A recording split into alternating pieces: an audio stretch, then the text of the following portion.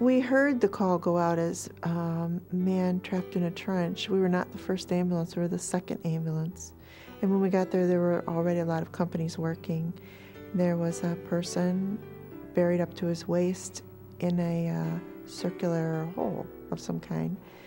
I guess they'd been excavating and the hole collapsed and he was in it. While the firemen were trying to stabilize this, I mean, there was a lot going on. They were cutting timbers, trying to shore up the side walls and bracing it so it wouldn't totally collapse on this victim.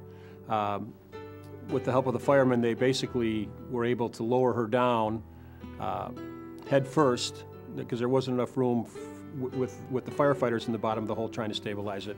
So she was actually, they held her by her legs, supported her down there where she was able to start treating this patient. Well, usually you don't have that kind of perspective.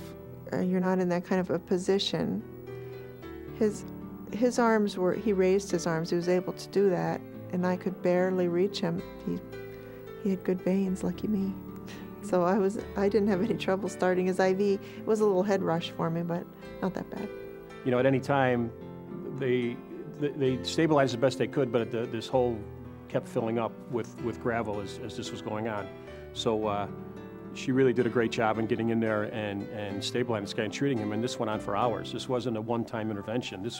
This went on, this man was trapped for 5 hours. When he actually got up and walked out on his own, everyone was just clapping and cheering. Everyone was so happy. We never expected him to be whole like that. We had heard so much about possible injuries. He was complaining of pain, and then all of a sudden he stood up and walked out. It was very gratifying to see him be okay.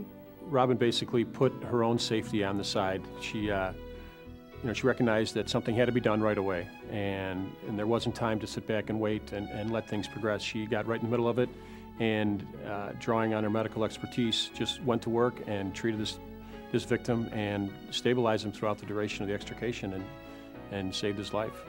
To me, it's very heroic that we do that. We go out and we help complete strangers. We jeopardize ourselves, even though we're not supposed to. It does happen. And when outcomes are good, it's great, it's wonderful. Everyone feels wonderful. Everyone on my job deserves an award, not just me.